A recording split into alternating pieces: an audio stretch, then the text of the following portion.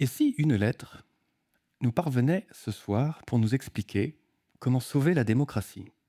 Vous y croiriez, vous? Moi, oui. Mais pourquoi est-ce que je vous parle de ça? La démocratie ne va pas bien. Pour s'en convaincre, il suffit de voir comment certaines expressions sont rentrées dans le langage courant, comme crise de la représentation ou des intérêts de la politique. On peut aussi se tourner vers les intellectuels pour nous dire avec plus de profondeur pourquoi, par exemple, nos gouvernements dégénèrent en oligarchie. Ou plus intéressant encore, pourquoi un peuple roi est devenu ingouvernable. La démocratie ne va pas bien, mais pourquoi? Pour vous l'expliquer, je pourrais vous dire que c'est à cause des autres, mais pas à cause de moi. Je pourrais vous dire que c'est à cause des lobbies, ou des hommes et des femmes politiques qui agissent dans leur intérêt. Mais je ne le ferai pas, car la politique nous concerne tous. Il existe en fait une explication structurelle plus fâcheuse que nous n'aimons pas beaucoup. Il serait peut-être temps d'ouvrir cette lettre, vous ne croyez pas?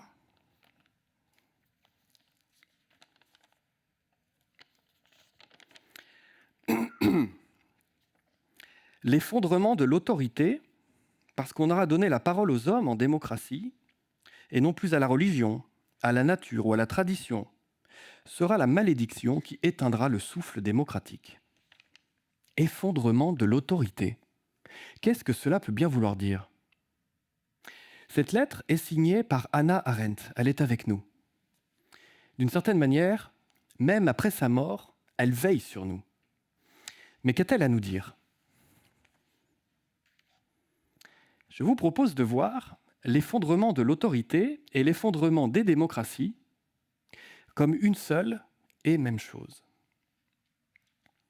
De quelle autorité parle-t-on? On ne parle pas de force ou d'intimidation. Ici, autorité n'est pas synonyme d'autoritarisme. On utilise le mot autorité dans un sens un peu désuet. Fait preuve d'autorité celui ou celle qui inspire le respect, la légitimité et le sens des responsabilités.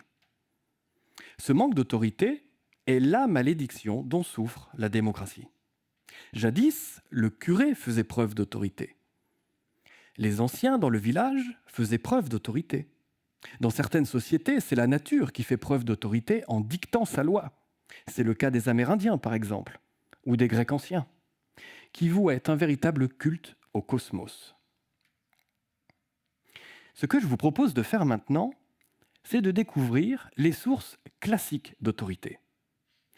Elles sont au nombre de 3, et seulement 3. Pas 4, ni 2, juste 3. Voyons la première.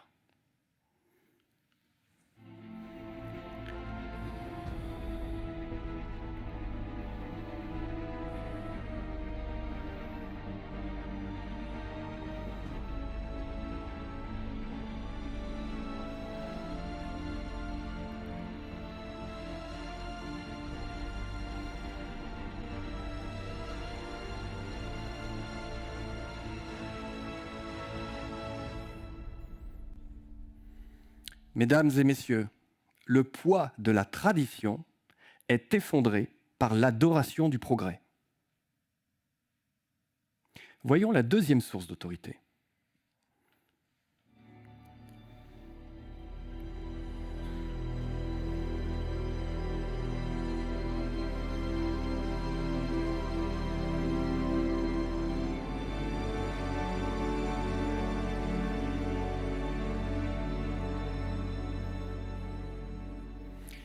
L'inspiration et le respect de la nature sont effondrés par le désenchantement du monde.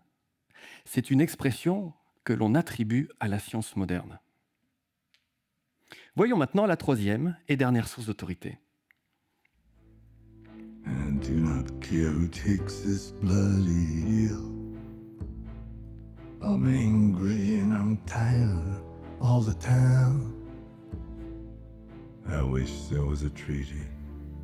I wish there was a treaty. L'admiration de la religion s'effondre par la liberté de se déterminer soi-même. Dans ces trois cas, l'autorité rayonne à partir d'une source qui ordonne et stabilise la société. Elle fixe un cap et des repères. Or, la démocratie fait voler en éclats une par une ces sources d'autorité depuis sa naissance parce qu'on a libéré la parole. Quand tout s'effondre ainsi, quand le ciment de la société s'effrite, que les fondations se brisent, c'est la société dans son ensemble qui s'effondre. Tout fout le camp. Il faut sauver la démocratie avant qu'elle ne se fasse disparaître elle-même. Mais voyez-vous le problème ? La démocratie a à la fois besoin d'autorité et en même temps la liberté sape l'autorité. Comment s'en sortir ? La réponse est dans cette lettre. Il est dit qu'à l'origine, l'être humain avait à sa disposition deux outils pour l'aider à vivre et façonner son monde. Il y a la technologie et il y a le langage. Sauf qu'un seul de ces deux outils crée de l'autorité, et c'est le langage. Notre erreur est d'avoir abusé de la technologie qui ne crée pas d'autorité. Certes, elle transforme le monde, mais elle ne fixe aucun cap. Tout le monde connaît l'adage de François Rabelais « Science sans conscience n'est que ruine de l'âme ». En langage moderne, cela signifie que la technologie sans autorité est comme un gadget dans les mains d'un enfant. Rééquilibrons les forces. Tournons-nous vers le langage. Mettons du yin dans le yang technologique. Pour cela, c'est assez simple. Il suffit de voir de quoi sont faites les sources classiques d'autorité. Elles sont faites de langage, nous l'avons dit, mais une forme particulière de langage qui est une forme cristallisée qu'on appelle tout simplement récit. Le récit de la tradition, le récit religieux, le récit sur la nature. Sauf que ces récits ont été écrits une fois pour toutes par d'autres que nous, avant nous, et que nous en héritons. Ils ne correspondent plus aux valeurs de la démocratie. Notre héritage n'est précédé d'aucun testament, nous disait le poète René Char. Réinventons cette quatrième histoire. Refondons cette quatrième source d'autorité qui nous manque tant. Pour cela, réutilisons le langage. Mais ce ne sera pas facile. Heureusement. Cet outil qu'est le langage, nous l'avons depuis le début. Nous le possédons. Il n'est pas nécessaire d'inventer une machine pour sauver la démocratie ou de se tourner vers un futur souhaitable. Pas plus qu'il est nécessaire de se tourner vers le passé, comme si c'était mieux avant. Et si c'était mieux maintenant ? On nous apprend à parler depuis notre plus jeune âge, mais cela ne signifie pas que nous utilisons le langage correctement. Nous sommes même à l'âge de pierre du langage. Il faudrait passer au stade suivant de l'évolution. Aujourd'hui, c'est l'heure de gloire de l'intelligence collective, une chose que l'on ne sait pas très bien définir.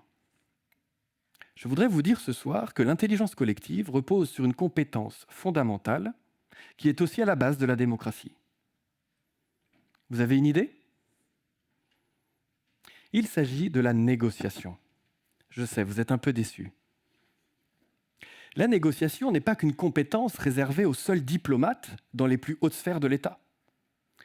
Elle est absolument partout. Nous négocions sans cesse avec toutes les parties prenantes qui nous entourent. Regardez. Qui est encore meilleur négociateur que les diplomates ? Vous avez une idée ? Les enfants, bien sûr. Ce sont des maîtres en négociation. Prenons un autre exemple. Ce que nous appelons conscience est en fait un dialogue intérieur avec nous-mêmes au cours duquel nous négocions avec le bien et le mal en pesant le pour et le contre. De cette discussion découle une décision qui détermine qui nous sommes. Pourquoi est-ce que je vous raconte tout ça ? La réponse est assez simple, mais difficile à admettre. La négociation est la fonction par excellence de régulation sociale qui donne vie à la démocratie. C'est grâce à elle que nous reconstruirons cette quatrième source d'autorité qui nous manque tant.